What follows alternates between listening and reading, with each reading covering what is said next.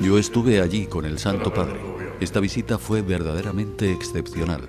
Una muestra de reconocimiento, de homenaje y de agradecimiento.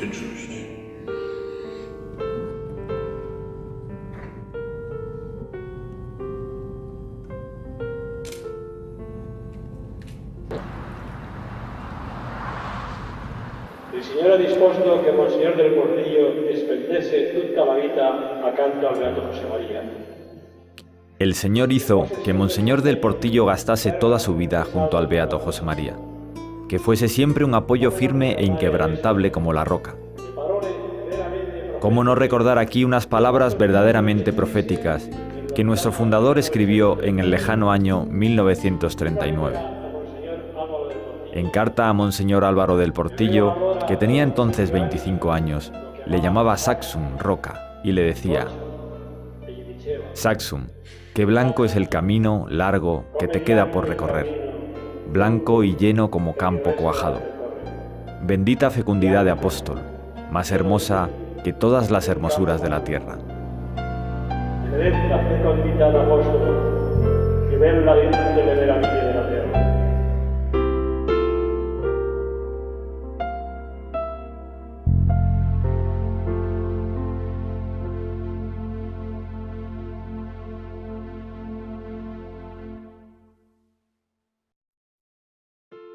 Mi nombre es Javier García Leániz.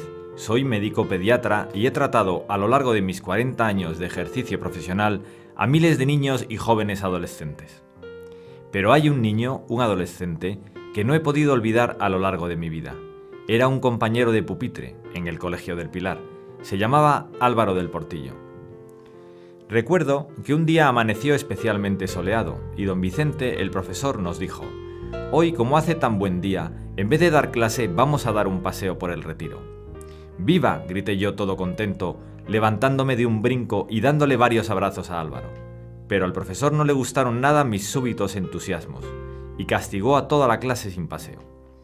Me quedé un poco asustado por la opinión de mis compañeros. Entonces, para asombro mío, Álvaro me disculpó con aquella sonrisa y aquella simpatía tan suya. Tercero de 8 hermanos, recordaba que desde niño había sido amigo de su padre y que hasta el final de su vida rezó algunas oraciones aprendidas de labios de su madre, que era mexicana. Dulce madre, no te alejes, tu vista de mí no apartes. Ven conmigo a todas partes y solo nunca me dejes. Somos hijos tuyos, Madre nuestra. Míranos con compasión. No nos dejes nunca. Ya sabes que si nos dejas, pues cada uno de nosotros se descarría. Y queremos ser muy fieles. A partir de 1975, en que comienza su época al frente del Opus Dei, se conservan muchas imágenes de la labor pastoral de don Álvaro del Portillo. Más de 1 millón de personas recibieron directamente el aliento de su palabra.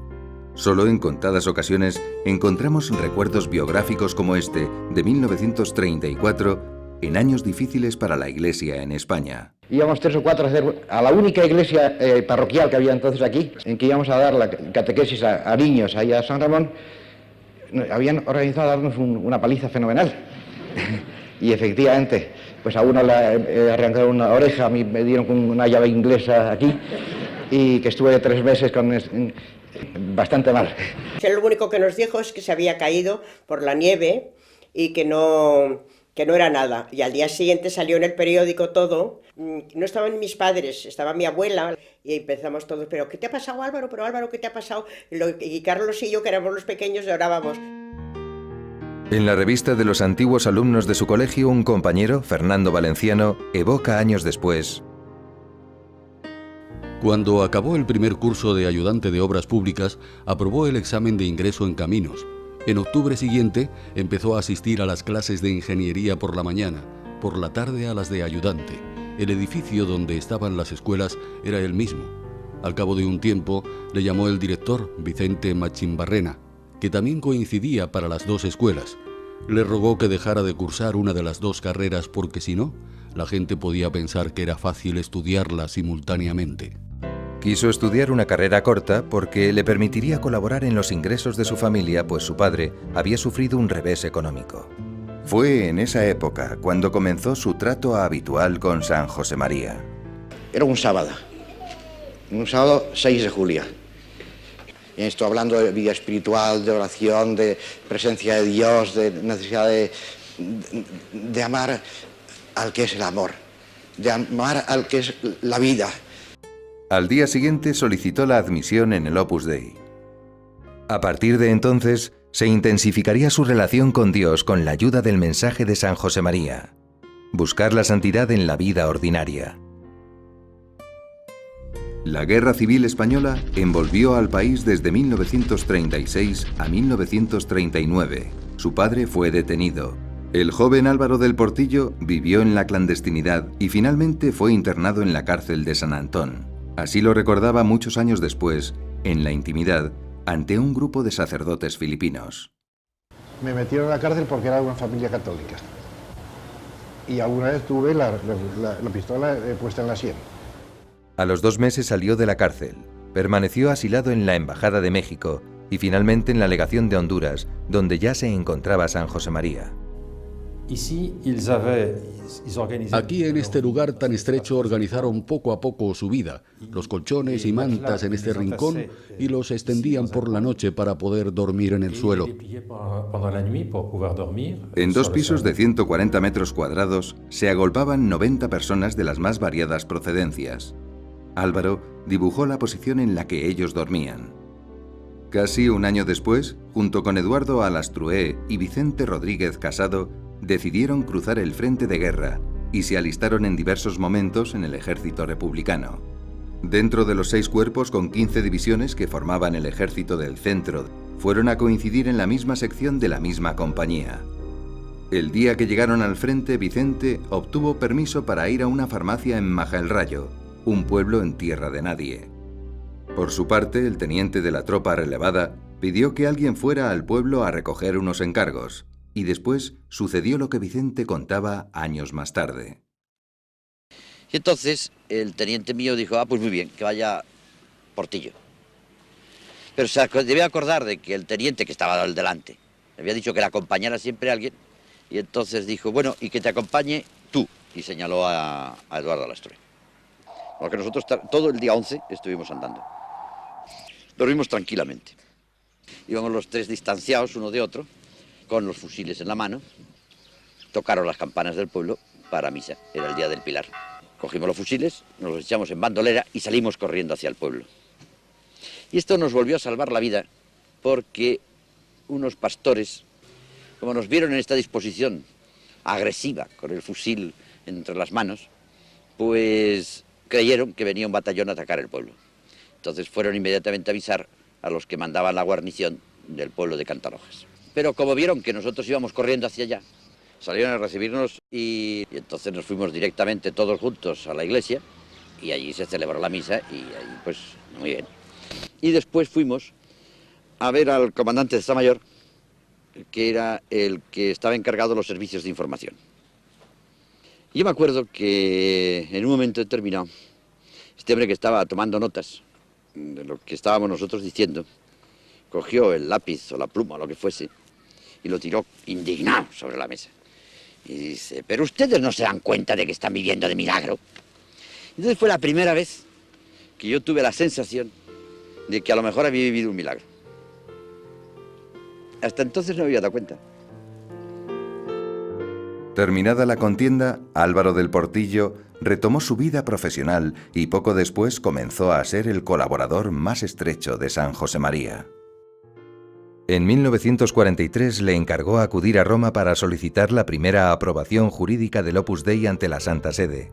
Para la audiencia con Pío XII viste el uniforme de ingeniero de caminos, lo que provoca una simpática confusión en la Puerta de Bronce. La Guardia Suiza formó a su llegada para un pase de revista. Álvaro quedó muy agradecido por aquella audiencia, en la que el romano pontífice siguió con interés las explicaciones del joven ingeniero. En 1944 recibió la ordenación sacerdotal junto con otros 2 fieles del Opus Dei. A partir de entonces, Álvaro, ingeniero de caminos y doctor en filosofía, pasó a considerar su función sacerdotal como la más importante en su vida. el Espíritu Santo realizará a partir de hoy grandes prodigios con vuestra predicación, con vuestra dedicación generosa al misterio de la confesión y sobre todo con vuestro amor a la Santa Misa y al culto eucarístico. Todo lo que atéis o desatéis en la tierra quedará atado o desatado en el cielo. San José María relató en muchas ocasiones cómo había acudido a Álvaro del Portillo para recibir ayuda espiritual desde el momento en que fue ordenado sacerdote. El afán de ayudar a las almas modeló su figura cada vez más paternal. Un solo incontro, però molto denso, molto intenso e protratto anche a lui. Un encuentro, un único encuentro, pero muy denso, muy intenso más que largo. Y sobre todo, una cosa me impresionó de don Álvaro, el hecho de que al poco de estar allí, él en su mesa y yo en un silloncito enfrente, al poco de estar allí me vinieron ganas de dejar a un lado el bloc de notas y la pluma con las que como buen periodista tomaba apuntes, dejarlas a un lado y transformarme simplemente en un pobre cristiano pecador. Sentí la necesidad de confiarme a él, casi de pedirle que me confesara. Povero cristiano peccatore.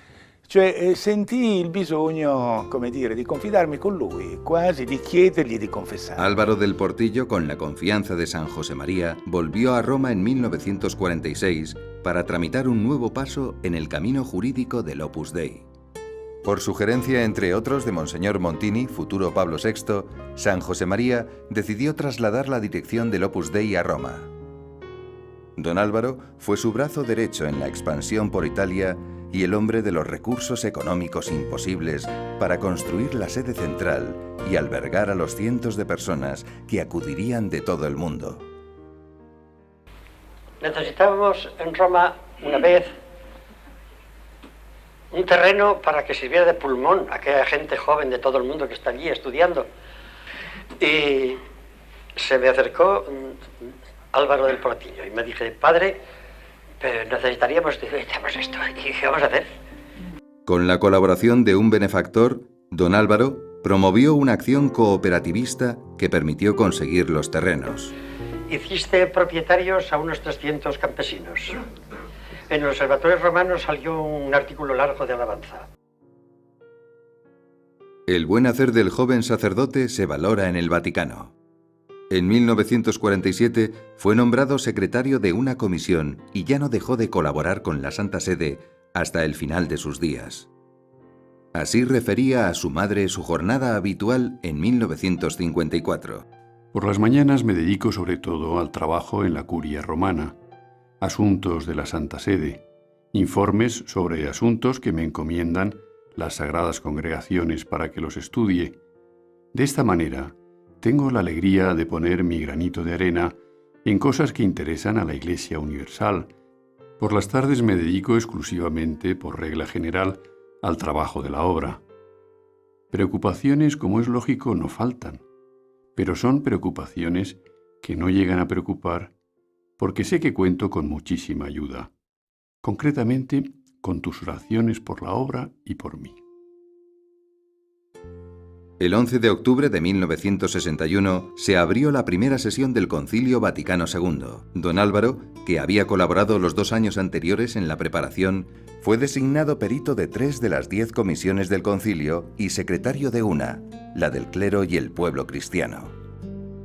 El cardenal Chiriachi, 5 días después de la clausura del concilio, escribía a don Álvaro: Sé bien cuánta parte ha tenido en todo esto su trabajo sabio, tenaz y amable, que respetando siempre la libertad de opinión de los demás, ha mantenido una línea de fidelidad a los grandes principios de la espiritualidad sacerdotal. Fruto de su trabajo en los años del concilio fueron 2 libros: Fieles y laicos en la Iglesia, una monografía sobre el pueblo de Dios a la luz de las enseñanzas del Concilio Vaticano II. El punto de referencia de todos los que sobre esta temática quieran escribir o enseñar. Escritos sobre el sacerdocio, que profundiza en la identidad del sacerdocio en constante referencia al decreto conciliar en el que tanto colaboró don Álvaro como secretario de la congregación que lo propuso. Algunos dicen que es uno de los decretos más bonitos del concilio, el Presbyterorum Ordinis sobre la vida y el ministerio de los sacerdotes. En los años 70, San José María emprendió viajes por todo el mundo para transmitir de un modo cercano la doctrina del concilio. Encontró en don Álvaro su principal apoyo. El otro día estuve también en una tertulia con usted y con una amiga. Entonces ella al salir me dijo: ¿te has fijado en esos sacerdotes que estaban con el padre? Y dice: seguro que le han oído miles de veces decir las mismas cosas. ¡Claro! Y sin embargo, mira con qué cariño le miraban.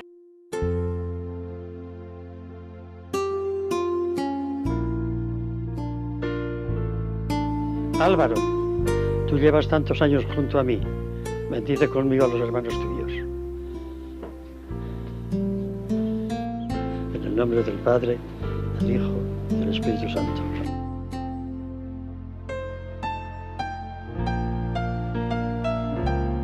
Se hacía necesaria una consolidación de la fisonomía jurídica del Opus Dei en el derecho de la Iglesia. San José María, contando con la Santa Sede, preparó los estudios necesarios, pero falleció en 1975. Don Álvaro fue el primer sucesor de San José María al frente del Opus Dei. En esta foto, tomada en 1948, las manos de San José María depositan unos pequeños burros en las de don Álvaro. Las figuritas simbolizan los fieles del Opus Dei. Me hizo poner las manos juntas y nos tomaron una fotografía, y nada más. Evidentemente, quería ser un gesto, un símbolo. Desde entonces, estaba preparando a este pobre hombre para que fuera su sucesor. Cuánta gracia de Dios supone eso para mí. San José María había asegurado que cuando el Señor le llamara a su presencia, no habría ningún terremoto en el Opus Dei. Lo pudimos comprobar el 15 de septiembre de 1975. Tomó el timón de la barca don Álvaro del Portillo, que siguió fidelísimamente las huellas de San José María. Había empezado la etapa de la continuidad en la fidelidad. Una anécdota significativa es que quiso rezar ante los restos mortales de San José María en la cripta de la iglesia prelaticia. Con un gesto significativo, señalando hacia el cielo, dijo: donde hay patrón no manda marinero. Nuestro Padre sigue ocupándose del Opus Dei y de todos nosotros. Con el aliento de Pablo VI y Juan Pablo II, prosiguió las gestiones que afectaban al perfil jurídico del Opus Dei. No era fácil interpretar una realidad tan nueva. Se erigió el Opus Dei como prelatura personal, siguiendo el deseo del fundador: cuidar que sus fieles busquen a Dios en la vida ordinaria, ayudando así a la Iglesia en todas las diócesis del mundo. Monseñor Echevarría sintetizaba algunos aspectos de la labor de don Álvaro como prelado del Opus Dei.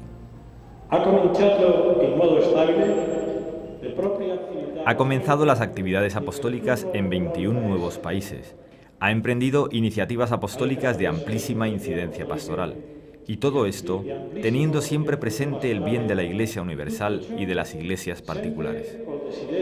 Di contribuire al bene della Chiesa universale e delle Chiese particolari.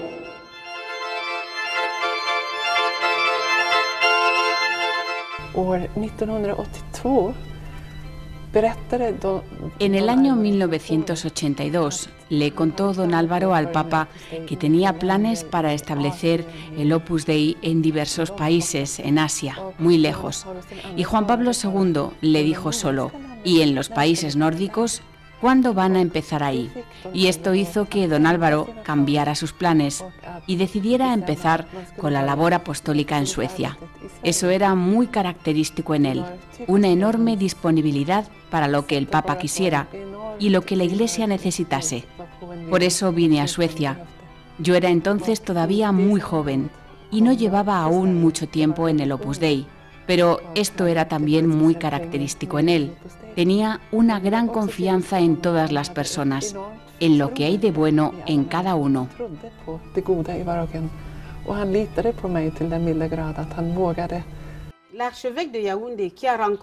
El arzobispo de Yaoundé pidió a don Álvaro del Portillo que viniera el Opus Dei a Camerún. Y eso fue un tesoro para mí, descubrir el Opus Dei, porque a través del Opus Dei y a través de las actividades de la obra he aprendido a amar a la Iglesia, a querer a mi familia, a mi marido y a mis hijos, a transmitir la doctrina que recibo en los centros del Opus Dei a otras personas que viven conmigo y a mi alrededor. Don Álvaro alentó iniciativas de alcance internacional como la Universidad de la Santa Cruz en Roma o el Centro de Investigación Médica Aplicada en Pamplona, y otras más acordes con necesidades locales como el Centro Rural Ilombá en Costa de Marfil, la Escuela Profesional Vanilad en Cebú, Filipinas, el Centro Asistencial Pedreira en Sao Paulo o el Campus Biomédico en Roma.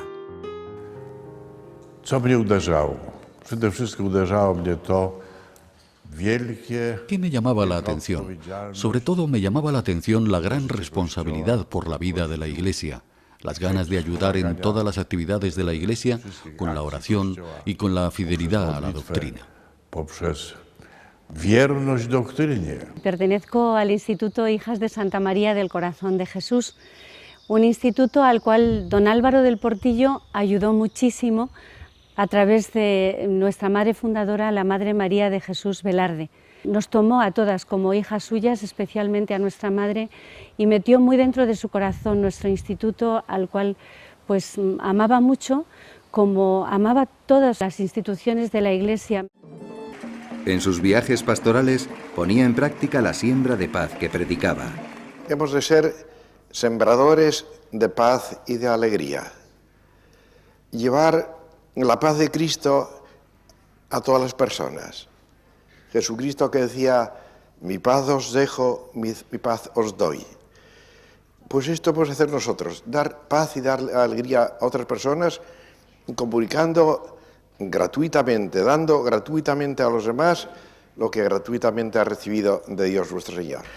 Os pido por amor de Dios que le buscáis al Señor, que no estéis separados de Él, que seáis cristianos en el sentido completo de la palabra, es decir, portadores de Cristo. Que cuando la gente os vea a vosotros, esté viendo a Dios, en vuestros ojos, en vuestras acciones, en vuestra sonrisa, en vuestra alegría de hijos de Dios. Y para eso hay que procurar luchar para dedicar al Señor a un rato cada día. Aprovechaba cualquier ocasión para acercar a las almas a Dios. Yo estaba delante de la imagen de la Virgen María como perdido. Entonces don Álvaro vino hacia mí y me preguntó, ¿cómo te llamas? Durante mucho tiempo fue intercambiando conmigo pequeñas cartas. Me animaba siempre. Me decía, tienes que ser un buen chico, que seas obediente, amable, no tengas miedo. El Señor te acompaña. Y me ordené sacerdote en 1989. Él sacaba tiempo para escribir a un pequeño que estaba en Camerún, en un sitio perdido del norte de Camerún. Era para mí algo formidable. Apasionado por la unidad de la Iglesia, recibía todos los años en Roma a universitarios venidos de todo el mundo. Venir a Roma, oír al Papa, poder rezar aquí, eso es un don de Dios. Hasta las piedras de Roma hablan de los primeros cristianos, los que vivían mezclados con los demás en el Imperio Romano, pero eran sal y eran fermento. Venían siempre varios miles de estudiantes todos los años en Semana Santa y el Santo Padre se reunía con ellos con mucho gusto. Hay unas películas preciosas de estas reuniones en el Cortile de San Dámaso. Le dije que iba a actuar de payaso para el Papa. Y entonces don Álvaro se le cambió la cara y me dijo, ay, hijo mío, si lo hicieras en italiano, el Papa lo comprendería perfectamente. Y le dije, pero padre, no es que hable mal italiano, es que no tengo ni idea de italiano. Y él me fue traduciendo una por una todas las palabras y yo las iba apuntando en una agenda. Yo sé que don Álvaro le dio muchísima alegría saber que al Papa le había hecho reír tanto. A partir de ahí actué 5 años más. El 6 de enero de 1991 fue consagrado obispo por Juan Pablo II. Don Álvaro lo acogió como una posibilidad de servir más al Opus Dei y a la Iglesia. Pues os puedo decir, una confidencia de corazón a corazón, que ayer, cuando estamos prostrados sobre el pavimento, y pedía la ayuda de los santos, pensaba que esta efusión del Espíritu Santo era sobre la cabeza de la obra y al mismo tiempo de un modo no sacramental, pero claro, Claro, cuando se tiene fe, recaía también esta efusión del Espíritu Santo sobre todos los miembros de la obra, por la comunión de los santos. I went into Rome to work at the central office of Opus Dei. That was, I think, a very privileged time. Estuve en Roma trabajando en la sede central del Opus Dei. Eso fue un gran privilegio para mí, porque tuve la oportunidad de estar con don Álvaro en muy distintas circunstancias. Le vi cómo trabajaba, le vi en reuniones familiares, pude ver muy de cerca la vida de alguien muy santo, un padre muy cariñoso y que era siempre un ejemplo de santidad. Don Álvaro avait une grande force d'âme et une grande sérénité à la fois. Don Álvaro tenía una gran fortaleza y una gran serenidad a la vez. Un día, cuando nos anunció la fecha de beatificación de fundador del Opus Dei, nos dijo: hijas mías, esto va a dar mucha gloria a Dios, y porque va a dar mucha gloria a Dios, va a haber muchos obstáculos, va a haber muchas contrariedades a lo largo del camino. Recemos, trabajemos y permanezcamos en paz. Llegó el 17 de mayo. Desde la primera hora de la mañana vivió en una continua acción de gracias a Dios por ese reconocimiento de la santidad de San José María Escrivá. Participó en la beatificación como uno de los obispos concelebrantes con el Santo Padre. Vivimos la misa con verdadera emoción. 1994 fue un año especial. El 11 de marzo le llegó la felicitación del Santo Padre por su 80 cumpleaños. En ocasiones como esta levantaba su corazón a Dios con una sencilla oración: gracias, Señor, perdón y ayúdame más. Desde pocos años antes se había empezado la labor estable del Opus Dei en Tierra Santa y se le sugirió un viaje que comenzó el 14 de marzo. Pasó por los distintos lugares donde había estado nuestro Señor Jesucristo. Naturalmente, como buen padre que era, quiso pasar tiempos con sus hijas o con sus hijos, animándoles para que se diesen cuenta que tenían delante un gran futuro apostólico.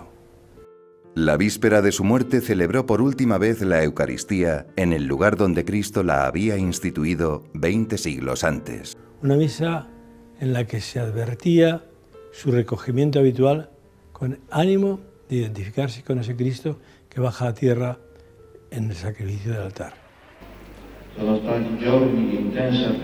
Han sido días de intensa oración que lo han unido estrechamente a Dios y lo han preparado para el encuentro definitivo con la Santísima Trinidad. Yo me decía, este es mi modelo, él es el tipo de sacerdote que yo quisiera imitar. Era una figura que era protagonista, pero que tenía la inmensa virtud de no aparecer como protagonista, cosa que podría llevar a un engaño. Decir, bueno, es una sombra solo. No era una sombra solo, era el hombre que ha elegido ser sombra, aunque conoce, comprende, y quien está cerca de él lo sabe, que no es una sombra, que es un verdadero protagonista. Eso fue don Álvaro. Eso y mucho más. Con esa roca Dios construyó grandes cosas y continúa. Y la talló tan bien y la talló tanto que a veces me gusta también pensar en don Álvaro como un diamante. Es un ejemplo especial de cómo seguir el carisma de un fundador.